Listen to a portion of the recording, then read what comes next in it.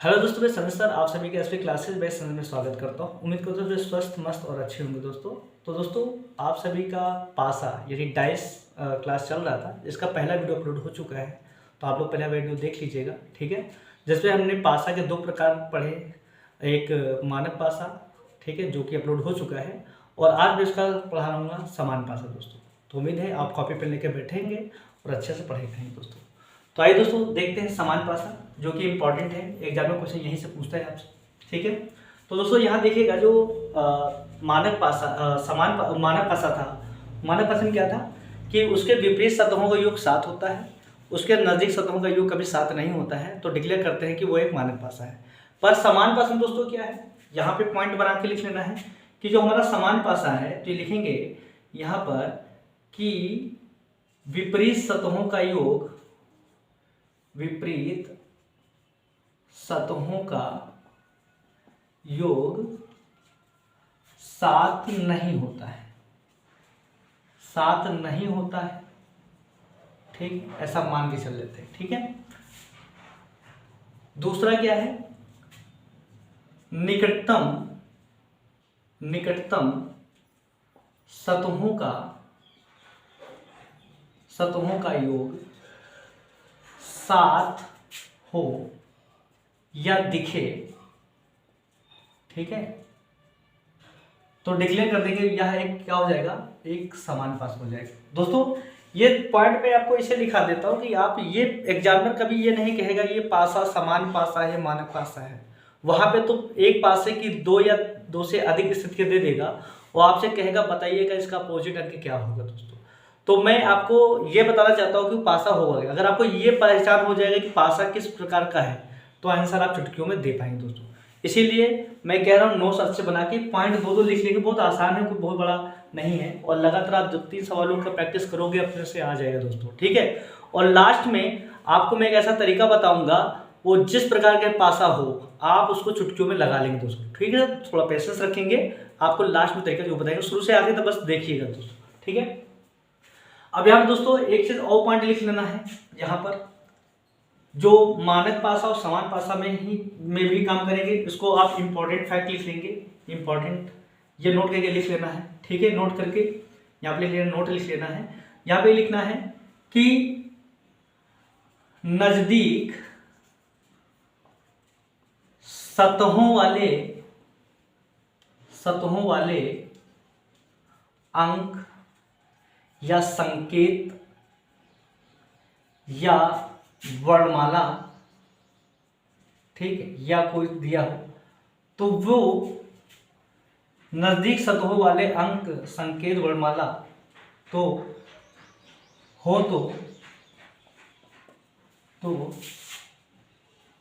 वह कभी विपरीत नहीं होंगे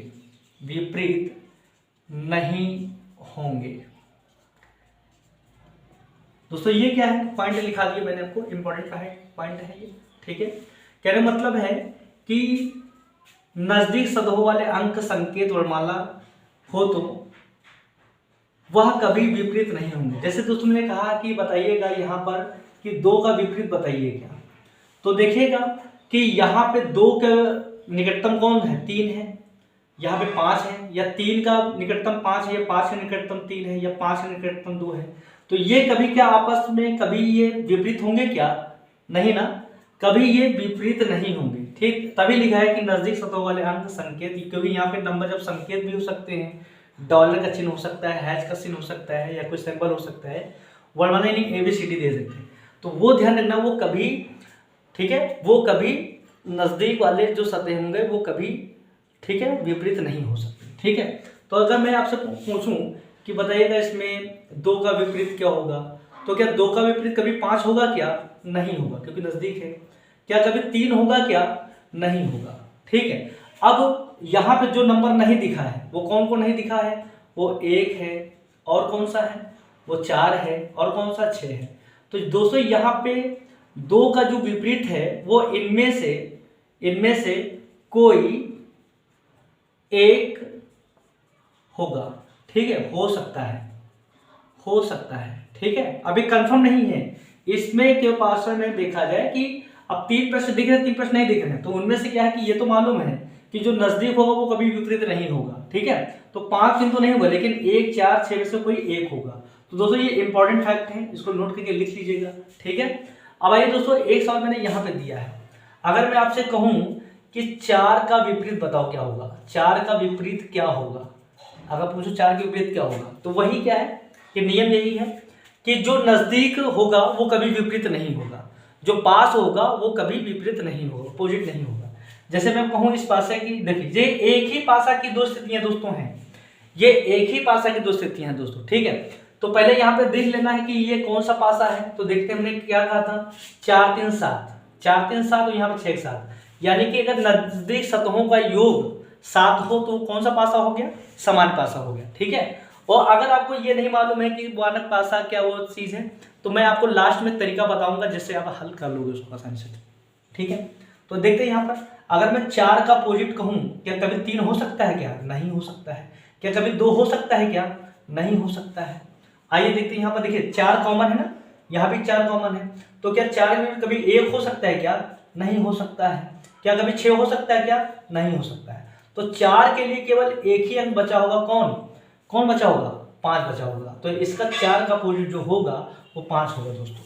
तो दोस्तों उम्मीद है कि आपको नियम समझ में आ रहा होगा, आप आसानी से कर लोगे, ठीक है। तो आइए आपको आगे और भी क्वेश्चन को हल कराते हैं।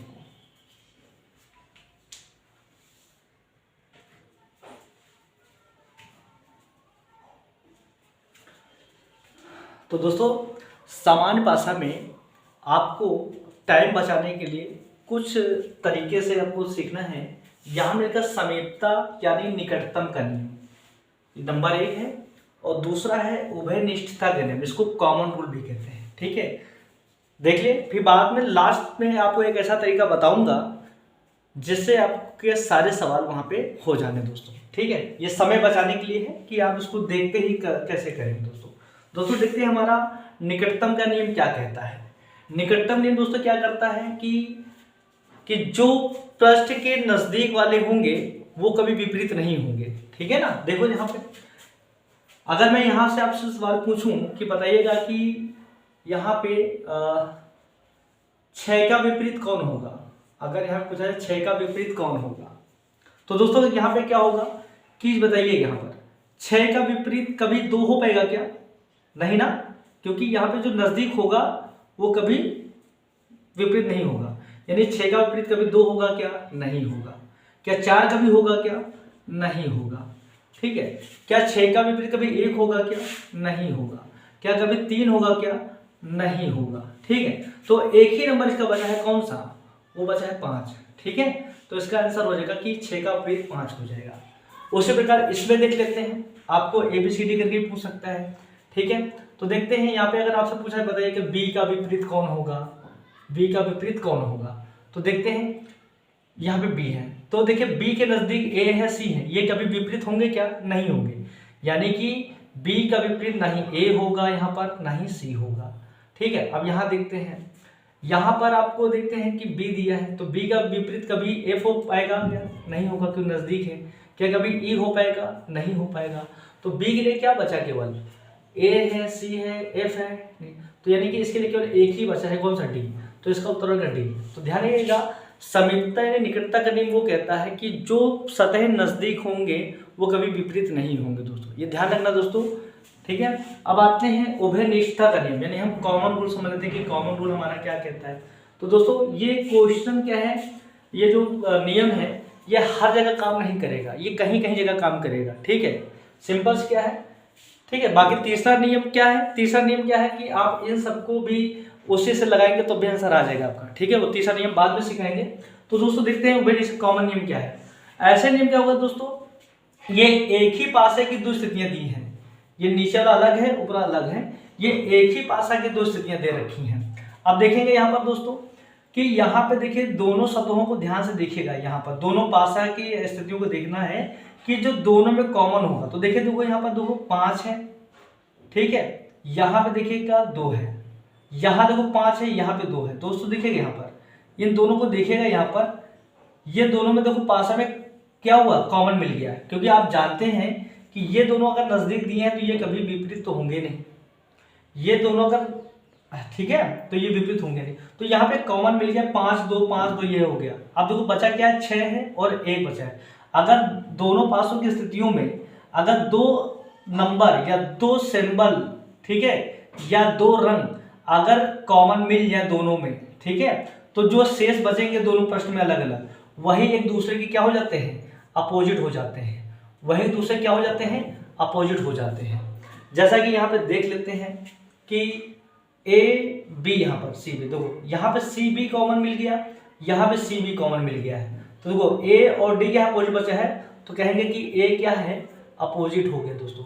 ठीक है, देखो सिर्फ आंखों को ही देखो सामने से दिख रहा है, वही आपको देख कर लेना। ठीक है, बाकी मैं आपको लास्ट में एक ऐसा तरीका बताऊंगा कि आपको इन सब कुछ करने की जरूरत नहीं, लेकिन आपका टाइम बच जाए। ठीक है, प्रैक्टिस पर है दोस्तों। इन सवालों के बारे में जब प्रैक्टिस करोगे, अध्ययन करोगे, तो ये अपने आप से आपके दिमाग में छप जाएगा। ठीक है, आप 1 बार 2 बार 3 बार देखोगे ना, अपने आप से समझ जाओगे क्या है। ठीक है दोस्तों, आइए थोड़ा और आगे सवाल चेक कर लेते हैं इसको।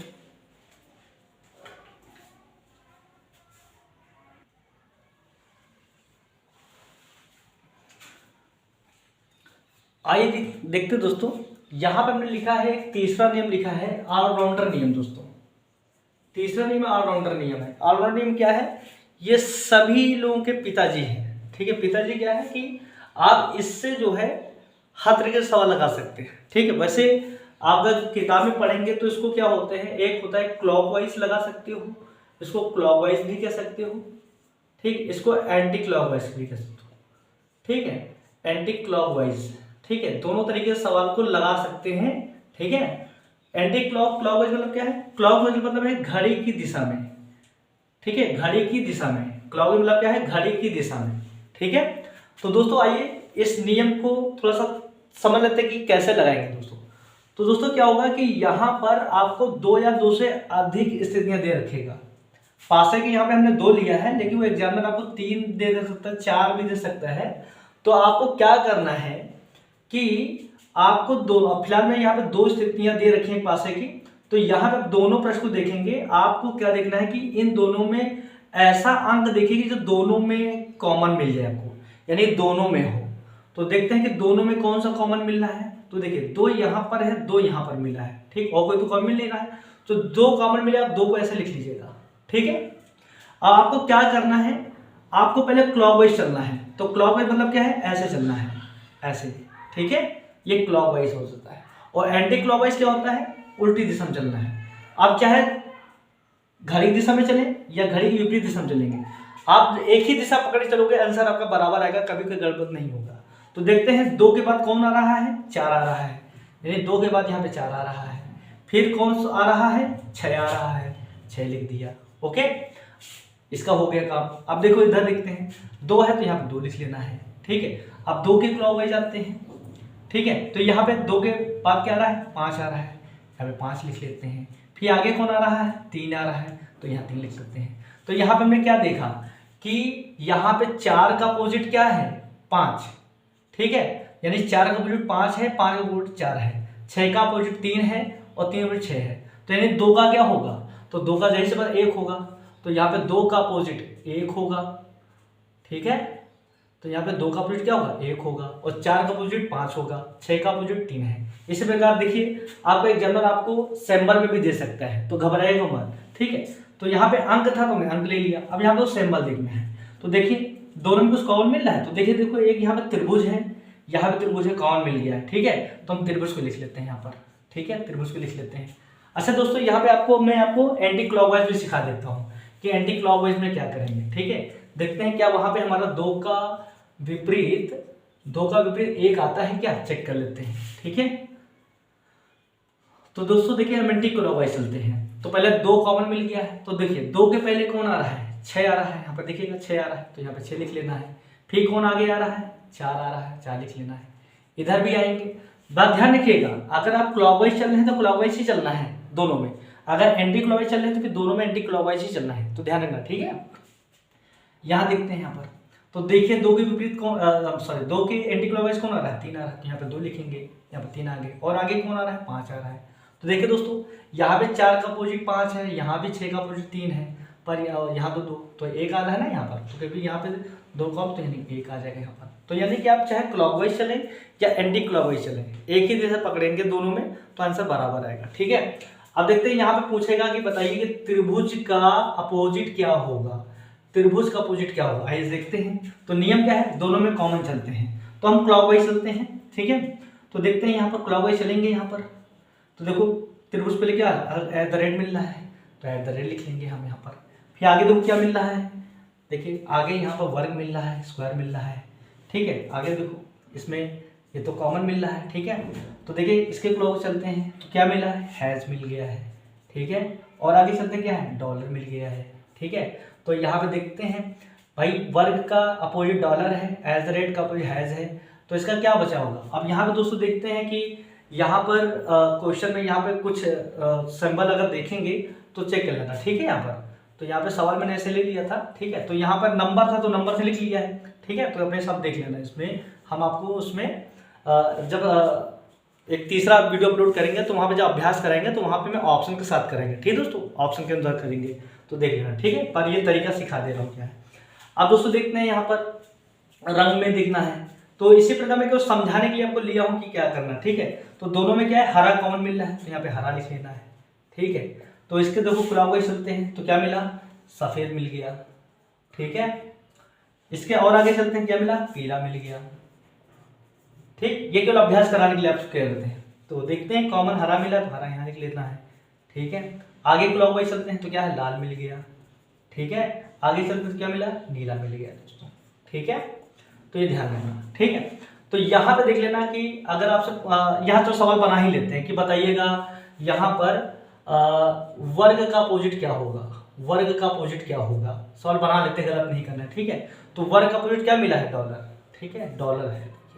ठीक, एग्जामिनर वैसे ही सवाल बताएगा जैसा सवाल बनेगा। ठीक है, ऐसा नहीं कि वो नहीं देगा। ठीक है, तो वहां पे अगर नहीं दिया है तो आप उनमें इनमें से कोई नहीं टिक कर देना ऑप्शन में। ठीक है, अब यहाँ पे पूछा जाए कि बताइए सफेद का अपोजिट क्या हो जाएगा, तो सफेद का अपोजिट क्या हो जाएगा। देखो यहाँ पे सफेद अपोजिट कौन दिख रहा है, लाल दिख रहा है, तो यहाँ पे तो लाल आ जाएगा।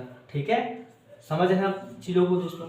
तो दोस्तों आपको उम्मीद है चीज़ें समझ में आ रही होंगी। ठीक है, अभी आपका ये चैप्टर खत्म नहीं हुआ है, अभी आपको थोड़ा अभ्यास कराना है। ठीक है, कुछ और टाइप के क्वेश्चन बनेंगे। ठीक है, एक हम तीसरा वीडियो लेंगे, उसी वीडियो में हम सब कुछ क्या करेंगे, चैप्टर को खत्म करेंगे दोस्तों। अगर क्लास पसंद आई दोस्तों लाइक करिएगा और अपने दोस्तों को और आगे शेयर करिएगा दोस्तों। ठीक है, तब तक के लिए मुझे इजाज़त दीजिए। जय हिंद, जय भारत।